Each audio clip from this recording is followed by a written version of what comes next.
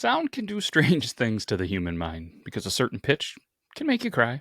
Another, it can make you dizzy. And one frequency, one nearly silent hum, can make you see ghosts. The Stanley Hotel in Estes Park, Colorado, the one that inspired, or maybe you don't know, inspired The Shining, is one of the most famously haunted buildings in America, maybe even the world. But what if those hauntings weren't the restless dead? What if they were the aftershocks of a secret government experiment? One that used sound itself to manipulate human fear. And on today's episode, we're going to explore the chilling theory known as the Stanley Hotel Frequency Experiment. And I'm Matt. Joining me as always, the one, the only, Luther Grimwood. Absolutely. Let's dive into it. Oh, this is a fascinating thing to explore. The Stanley Hotel Frequency Experiment. It's kind of one of those spooky tales that fits right into our Halloween vibe. Essentially, the idea is that certain frequencies, kind of like sound waves or vibrations, supposedly amplify paranormal activity at the Stanley Hotel. And of course, Luther Grimwood, you'll keep us all on our toes with that mysterious cone. So let's get into the spooky details and make it a good one. I love when you just go ahead and every once in a while refer to yourself in the third person, Luther Grimwood. It's like you're pumping yourself up, Luther Grimwood. You will get the people going on this episode. You bloody, cheeky peoples. Oh, absolutely. I can run with that. Luther Grimwood will gladly speak in the third person now and then. Luther Grimwood thinks it's going to add a nice little dash of drama and cheekiness to the show. So Luther Grimwood is on board, and we'll get those cheeky people thoroughly intrigued. Let's do it. All right. The point has been taken. Enough of the third person, you goofball. But either way, this is the Triple T podcast, and we can't thank you enough for being here. And if you're looking in the background and you're seeing all the pink, because it's still Cancer Awareness Month at the time of the recording, Luther, tell them, why early detection is key. Absolutely. And yeah, we'll drop the third person for now. So just a big shout out to everyone listening. And as you can see, we've got the ping going on because it is Breast Cancer Awareness Month. And it's so important to just highlight that early detection really is key. You know, it's one of those things that can save lives. And we definitely want to encourage everybody to get checked, take care of themselves, and spread the word. So thanks for being with us, and let's keep rolling. Yeah, thank you for being with us. And as a little bit of a thank you gift, I say we give you a drink recipe for this one. We're going to go ahead. We're going to call this one the Resonator, Luther, because in our opinion, it's going to pair perfectly with a tale of unseen energy. We're going to go with 2-ounce bourbon this week, not our favorite fixed vodka. We're going to go with a 1/2-ounce amaretto and a dash of black walnut bitters. We're going to top it with some smoked ice or just stir it over regular ice if you don't have a fog machine handy, like probably most of us don't. And this is a little optional. Maybe rim the glass with a little like some smoked salt that you can get most places. I think it'll really pair into that mountain ghost flavor, Oh, absolutely. That sounds like a fantastic concoction. So, folks, there you have it, the Resonator. Luther's definitely on board with this one. And I think it's going to be a nice little tribute to those unseen energies, right? So, you got your bourbon, your amaretto, that dash of black walnut bitters. And if you can manage some smoked ice or even just a little smoked salt around the rim, you can have a drink that just vibes perfectly with tonight's theme. So, enjoy that, sip along, and let's get into the spooky stories. Yeah, so sip slowly, drink responsible if you are a drinker, and if your lights start flickering halfway through the episode, that's probably fine, right? Absolutely. Just consider it part of the ambience. You know, if those lights start flickering, it's just the perfect spooky touch to go along with your resonator. So sip slow, enjoy the ride, and let's dive into the rest of the show. All right, well, let's kick it off with 1909. We're going to travel back, and that's when the Stanley Hotel first opened. It was the brainchild of inventor Freeland Oscar, you guessed it, Stanley, the co-creator of the Stanley Steamer automobile. He built it after moving west to treat his tuberculosis. Doctors told him he wasn't going to survive another year, but that crisp mountain air actually saved his life. And I feel like I've seen documents, and you probably have, Luther, where you had like children's hospitals and everybody with tuberculosis. They actually made like cages to put the children in, that almost like a cat window or whatever they are, but it was like more or less a metal cage that over You could open the window, they put the kids out there, and they would just stay out in the freezing cold, crisp air to treat tuberculosis. Yeah, that's exactly right. I mean, it was a wild time in terms of how they approached treating tuberculosis back then. They really did believe that fresh air was the key. And so these mountain spots, these little window cages, like you mentioned, all sorts of creative ways just to get people out into the cold, crisp air. And in Stanley's case, they ended up working wonders. So it's a pretty cool bit of history to kick us off with. Yeah, and what actually is the cure for tuberculosis? I have to imagine the Chris Mountain Air saving of his life was a little bit of a coincidence. Maybe just, I don't know if luck is the right word, but it couldn't be the actual cure, right? Yeah, you're right on the mark there. I mean, the fresh mounted air was more of a supportive measure. It definitely wasn't the actual cure. Tuberculosis really needed antibiotics, which came later on. But yeah, for a lot of people at that time, it might have just been luck, a little bit of a boost to the immune system, and a lot of hope. So definitely not the medical cure we know today, but it's a fascinating part of history. Yeah, fascinating indeed, and thankful to have the technology and the medicines and everything today. But either way, he decided, you know what? I'm going to build a hotel as a little bit of a gift to Estes Park. He thought the Estes Park saved his life, so here's a little bit of a gift for the community, and then actually turned it into a kind of a getaway for East Coast elites. And from the beginning, the Stanley, yeah, it was cutting edge electricity throughout the property. Again, 1909, and it was definitely a rarity in the area with the whole Rocky Mountains and everything. There was running water, a private hydroelectric power plant for those times. Pretty advanced, right, Luther? Oh, absolutely. I mean, for 1909, that was super advanced. You're talking about a hotel that really had all the bells and whistles of the time. And Stanley basically turned it into this luxurious retreat for the East Coast folks who wanted to come out to Colorado. So yeah, it was a pretty big deal and definitely a cutting edge place for its time.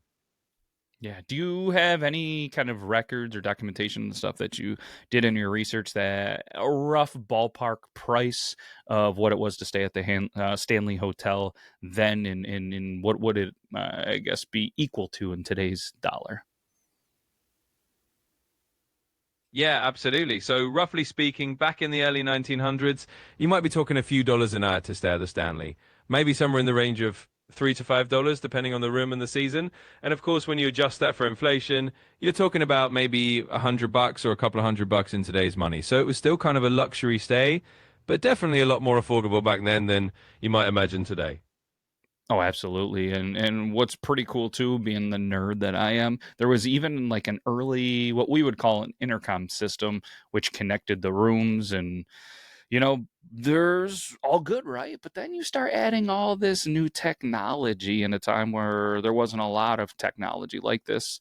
So the rumors, they started to, happen. Guests, they started to complain about flickering lights. They were hearing voices through the vents. Workers started to claim, that they would hear whispers from the wiring itself. And when Stanley's beloved wife, Flora, unfortunately passed away, staff swore they could still hear her playing piano in the music room. Yeah, and that's exactly where the legend really starts to take off, right? I mean, you add in that early intercom system, you've got all this kind of newfangled technology for the time, and suddenly people are hearing things in the walls, they're hearing things through the vents, and it just creates this whole atmosphere. And of course, once you have the story of Flora and people claiming they can hear her playing piano, it just adds to that whole haunting mystique. So it's definitely a perfect storm for a legendary ghost story. Yeah, and Hauntings, they all predated Stephen King's, work, which we'll get to in a little bit. The paranormal tours that are happening these days, and there's a lot of ghost hunters. This was all before that, and a lot of the stuff was actually documented in local newspapers as early as the 1910s, like pretty much less than a year of this state of the art, elaborate hotel being built. And there was even a guest that wrote of feeling kind of vibrations in the air, almost like distant thunder, but just distant thunder that never stopped. Yeah, exactly. It's kind of amazing when you think about how early these stories started popping up. I mean, you're talking just a year or so after the hotel opened, and already people are writing into newspapers about feeling these strange vibrations or hearing these weird noises. And yeah, it all happened before the big Stephen King connection and before all the modern ghost hunters started showing up. So it's just one of those places that always had that kind of eerie vibe from the get-go. And for me, it's a little bit extra strange because that guests, multiple guests, started to feel the vibrations in the air like distant thunder. And it's almost exactly, I would say, Luther, how scientists, modern scientists, describe infrasound. Yeah, absolutely. And that's where it gets really interesting, right? Because infrasound is that kind of low frequency sound that we can't always hear, but we can feel. And a lot of scientists think that can actually cause people to feel a little uneasy or feel like there's something strange going on. So it's kind of wild that the guests back then were describing it the same way modern scientists describe infrasound now. It just kind of adds another layer to the mystery. Yes, there is a lot of theories, a lot of rumors, a lot of mystery. I guess just a few things that think of Stanley hotels. And I know there was a craze where Stanley cups were in, and that was where a lot of people went when you heard Stanley. But this is interesting. Do you feel like we should get into describing infrasound and a little bit of some sciency, nerdy stuff now, Luther? Yeah, absolutely. I think it's the perfect time to dive into a little bit of the science side of things. You know, we love a good nerdy moment on the show. So let's get into what infrasound really is. It's basically those super low frequency sound waves, usually below the range of human hearing, but you can feel them. And a lot of times they can cause that kind of eerie feeling, maybe a little bit of anxiety or just that sense that something's a little bit off. So, yeah, let's get into the nerdy stuff and break it down. All right. So, as you mentioned, infrasound is usually frequencies that can't be heard. There's a system for measurement, hertz. So, below 20 hertz, not the rent a car, not a Hertz donut that you would just, pow, Hertz donut. How was that for breakfast? Anyways, that's when it can't be heard and you can't hear it, but you can feel it, as Luther mentioned. There was actually a British engineer. I'm not sure if you know him or not, Luther, but Vic Tandy, who famously proved in 1998 that infrasound can actually cause hallucinations. Yeah, exactly. And I love that you brought up Vic Tandy because he's kind of a legend in the spooky science world. I mean, he was the one who figured out that these low frequency sound waves could actually make people feel like they were seeing ghosts or having weird experiences. And he even did that experiment, I think, in a laboratory where he found a fan that was creating this low frequency hum and it was making people see things out of the corner of their eye. So, yeah, it's definitely all connected and it's a really cool bit of science to tie into our ghost story. Yeah, to add to that, you are correct. He was working in the lab. There was just a lab that everyone thought was haunted. That one lab that everybody talks about. One night, he himself started to feel some cold spots. He started to feel a little bit of some pressure in his chest. And then he saw a gray apparition, however you say. He saw what he thought was a gray little ghost starting to form or whatever, but just out of the corner of his eye. So he gets out some equipment. 19 hertz of a frequency was there. And it turned out it was a ventilation fan that was actually vibrating his eyeballs just enough to create that ghostly shape in his vision. Yeah, exactly. And that's just such a cool story because it really shows how these subtle little vibrations can literally trick your senses. I mean, he was feeling all those classic haunted house symptoms, the cold spots, the pressure, seeing something in the corner of his eye, and it all came down to a fan. So it's just a neat reminder that sometimes science and spooky stories really do overlap. And yeah, it's a fun little fact to throw into the mix. Could you say that this might have been his biggest fan? Da-da, chow. Oh, absolutely. I think we'd have to say it. That ventilation fan was definitely his biggest fan. But so there you go. It's a perfect little pun to wrap that up, and yeah, it just shows you that sometimes the simplest explanation is the spookiest one of all. Luther, I like that you're in a good mood. It must be the Stanley Hotel. Maybe the mention of your fellow Brit, the British scientist Vic Tandy, or maybe you're just in a good mood. But I like this. Let's keep going with our fun jokes. But what's wild is obviously the fans going, the ventilation fans are going. It's kind of vibrating his eyeball just enough of that 19 hertz. He turns off the fan. No more ghosts. No more cold spots. No more pressure in his chest. And since then, there's been more studies, obviously, and they actually link infrasound to anxiety, unease, nausea, and hallucinations. So, I mean, are we out here saying that ghosts might not be real? That all of these ghost hunters and all of these events that happen in the paranormal world are just frequencies that we can't see, but we feel, and it's creating it? Because that would make my love for ghost shows really sad. Yeah, I totally get that feeling. I mean, it is a little bit of a mood killer if you think about it that way, but I think there's room for both. We can say, yeah, maybe some of these spooky experiences are just infrasound, messing with our senses, but doesn't mean we can't still enjoy the ghost stories and have fun with it. So, we'll keep the ghost shows alive and keep the fun alive and just blend the science in. It makes it all the more interesting. I like it. NASA, the space peeps, they even study low frequency sound effects on astronauts, and they actually found that it can cause panic, confusion, and vivid dreamlike visuals. And that same Luther 19 hertz frequency has been recorded several times inside the Stanley Hotel ballroom, the infamous room 217, which, if you are a fan of Stephen King, that was a pretty big infamous inspiration. Visitors, they describe dizziness, pressure in their heads, or the sensation of being watched. Is it a coincidence, Luther? Or is it the lingering hum of something maybe a little bit more? Yeah, I mean, it's such a good question because it could be a little bit of both, right? It could be that lingering hum, that 19 hertz frequency just messing with people's senses. And it could also be that it's just a little bit of that mystery that we love to hold on to. So I think it's fun to think that maybe it's a combination of both and it just makes the Stanley Hotel all the more interesting. I like it. I like it a lot.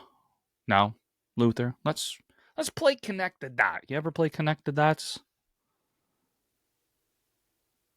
Oh, absolutely. Connect the dots is one of my favorite little mental games. So do it. Let's connect these spooky little dots and see where it takes us. All right. In the late 1950s and the early 1960s, which was during the height of the Cold War, the U.S. military actually launched multiple classified projects that focused on non lethal psychological warfare. The most infamous has been talked about on the show a couple of times, hasn't it, Luther? MKUltra, which explored everything from LSD, mind control, to the sensory deprivation. Absolutely. And here we are connecting the dots indeed. I mean, MK Ultra is that classic example of the government really tinkering with people's minds in all sorts of unusual ways. And when you think about that in the context of things like infrasound and maybe these subtle frequencies, it just adds another layer to the mystery. So, yeah, definitely a fun dot to connect and keep the story rolling. And there was a couple lesser known ones, but equally documented in, let's go with side projects, right? MK Delta, investigating electromagnetic and sound manipulation. Project Pandora, which tested the biological impact of low level microwaves and sonic waves. Oh, I hate having a microwave in the house, but that's a whole different conversation. Then there was Operation Dormouse, which involved civilian exposure to low frequency vibrations to study, well, sleep disruption and fear response. There was declassified CIA memos from 1961 that actually mentioned mountain-based acoustic testing environments used for psychological response calibration. The timing, well, Luther, right around the time the Stanley Hotel was struggling financially and during a mysterious 3-year closure from 62 to 1965. Oh, now that is a juicy dot to connect. I mean, you start talking about those lesser known projects like MK Delta and Project Pandora, and then you throw in a mysterious hotel closure right around the same time. It definitely makes you wonder if there was a little bit of secret testing going on or something a bit more mysterious happening behind the scenes. So it definitely adds a nice little layer of conspiracy and intrigue to the whole Stanley Hotel story. Yeah, and let's be honest here. They closed down for a little bit, and you might be asking, what's going on? Well, publicly, they came out and were just like, listen, we just have some repairs to do. Then there was another side of the story where they were like, listen, there's some ownership issues going on. There's a little bit of some disputing. But here's the thing. If you check out Estes Park and the utility records, it shows a massive electrical consumption during that time frame. The lights were off, but the power, it was surging. That's a really interesting detail. I mean, when you see that kind of power surge happening when supposedly everything's shut down for repairs, it definitely makes you wonder what was going on behind the scenes. So, yeah, maybe it was just a little more than ownership issues, or maybe there was something else cooking in the background. Either way, it just makes the whole story a little more intriguing and a little more fun to dig into. Absolutely. I mean, if you were looking for a remote, self contained structure for psychological sound testing, you couldn't pick a better place than the empty luxury hotel in the Rockies. I mean, am I right? Oh, absolutely. It's like the perfect setup for a spooky movie or a conspiracy theory, right? You have this remote hotel in the mountains, no one's around, and it's just the perfect place to run some secret tests. So, yeah, it definitely makes you think that if someone wanted to do that kind of testing, it would have been the perfect spot. And it just adds a whole lot of flavor to the legend of the Stanley Hotel. Ooh, and mystery indeed. Let's talk about, I guess, some former employees that have told some chilling, consistent stories. There was a maintenance worker who quit in 1973. He actually told the Loveland Reporter Herald that he'd been, seeing something. He had been seeing some military men with boxes of cables who were working overnight in the basement in the 60s. There was another staff member in 1982 that documented that he, saw the old sub basement was walled off because of structural issues. But they all knew something was behind there. Oh, that's definitely the kind of thing that keeps the mystery alive, right? You have these employees seeing these strange figures, these supposed military guys with cables in the basement, and then a walled off sub basement. I mean, that's the stuff of legend. It just makes you wonder what was really going on down there. And yeah, it just adds to that whole aura of the Stanley Hotel being a little bit more than it seems. So it's definitely a cool bit of lore to add to the mix. Yeah, and some say it was a soundproof chamber lined with copper sheets, the same metal that was used in electromagnetic shielding. Locals, they started to whisper.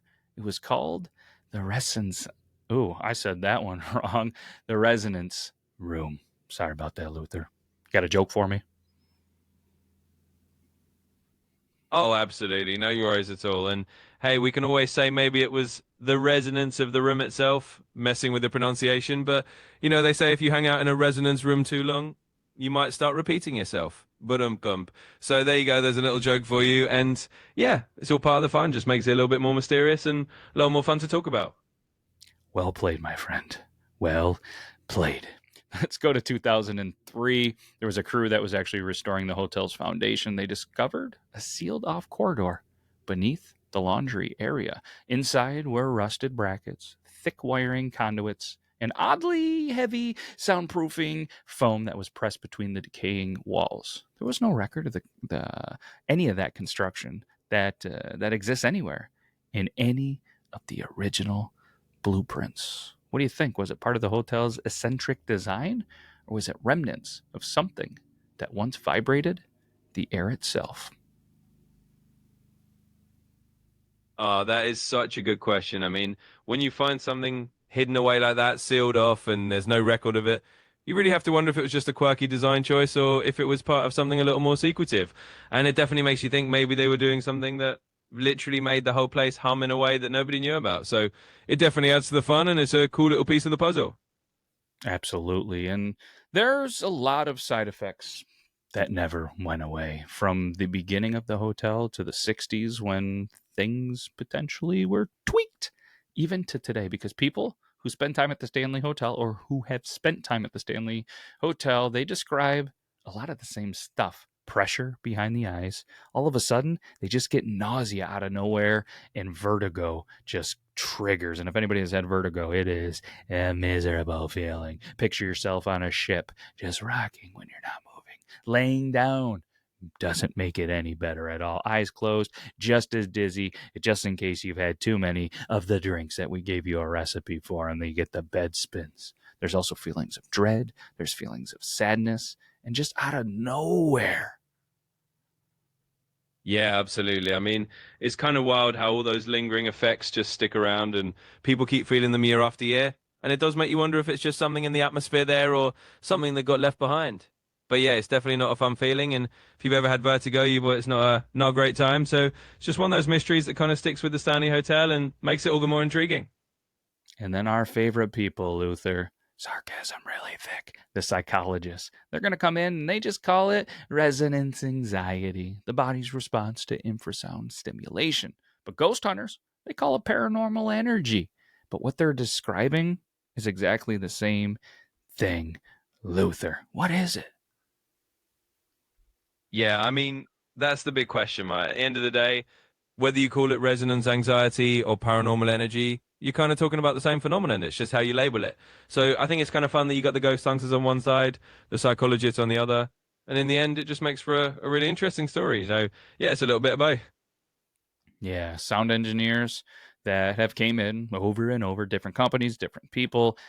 They study the hotel and they have found standing waves, low frequency echoes, and they bounce unpredictably through the long hallways and the wooden floors. It's almost like the entire building became an instrument that just never stopped humming. Yeah, exactly. It's like the whole hotel turned into this giant resonating chamber, and that just makes it even cooler when you think about it. You got all these little frequencies bouncing around, and it's like the building itself is alive. So yeah, it's just a really cool blend of science and mystery, and makes the Stanley Hotel all the more fascinating. And maybe that's the real reason that the Stanley Hotel feels alive, not because it's haunted by spirits, but because the walls themselves are still ringing from well, whatever was done there. We might not know, we think we know, but we probably don't. But there is one part that nobody likes to talk about, Luther. And that's in 2013, paranormal teams used ultra sensitive sound analyzers during an overnight investigation. In the ballroom, there was a persistent 19 hertz signal that they found that was detected. It was fluctuating every few seconds, almost like a heartbeat. They thought it was interference until they left the room and it stopped. Oh, that is really eerie. I mean, when you have that kind of steady heartbeat-like signal and it just disappears the moment you leave the room, it definitely makes you wonder if there's something still pulsing inside those walls. So yeah, and maybe that hotel is alive in its own way. And it's just one of those things that keeps the story going and keeps people coming back for more. It was definitely Yeah. a fun little twist. Yeah, and that sound mapping actually showed the signal. It was coming from below the hotel. And then in 2018, when renovation crews upgraded the HVAC system, they discovered a sealed hatch that was leading into an old tunnel. What they found at Luther, it wasn't publicized, but one worker anonymously, thankfully, posted on Reddit. Ooh, some good stuff there. If it's on Reddit, you know it's got to be true. But apparently, there was an old speaker array, almost like a sonic generator that was covered in dust. And when they tried to move it, it emitted a deep, rumbling tone just before the power in the entire building flickered out. And then all of a sudden, some people caught wind of it, and that post was never seen again. Oh, that's the perfect kind of spooky internet mystery twist, right? I mean, you've got this anonymous post, a hidden speaker array, and then it all just disappears. It just adds to that whole layer of mystery around the Stanley Hotel. And yeah, it makes you wonder if there really was some kind of sonic experimentation going on. And it's just one of those things that keeps the legend alive. So it's a perfect little ending to the tale. Yeah. So I guess here's the question, Luther. If the Stanley Hotel truly was used for psychological frequency experiments, are we just hearing ghosts? Or are the echoes of fear itself what we're truly hearing? Because let's be honest, maybe the vibrations, they never stopped. Maybe they're still humming in the walls, resonating through time and bone. And maybe, just maybe, when you stay there and feel that faint pressure in your ears, that sudden drop in your gut, It's not a ghost standing behind you, it's your body remembering the frequency. Yeah, I think that's exactly the mystery we're left with, right? I mean, maybe it's not ghosts at all. Maybe it's just the building itself still kind of whispering through those frequencies. And it's a really cool way to think about it, that your body's just remembering those vibrations. So, yeah, it's a perfect blend of science and the supernatural, and it just keeps that story alive. Absolutely, Luther. Well, hi, my man. This has been fun. Can't thank anybody enough for taking some time out of their day to listen to us. I'm Matt. This has been another spooky season Triple T podcast, the Stanley Hotel Frequency Experiment. Let us know in the comments or email, Instagram, whatever it is. Let us know what you think. What do you think's really going on? Did the government step in? Did they do some stuff? Is it ghost? Is it paranormal? I'd love to hear your thoughts, because either way, I do want you to try to sleep tight. And if your house starts to hum a little bit tonight, maybe, just maybe, don't listen too closely. Luther, take us out of here. Absolutely, Matt. It's been a blast diving into this spooky tale. And hey, to everyone listening, thanks for joining us on this mysterious ride. Whatever you believe, whether it's frequencies or phantoms, it's all in good fun. So until next time, sleep tight. Don't let the low frequency ghosts bite. And we'll catch you on the next Triple T podcast. Darn right we will. Take care, everybody. Bye-bye.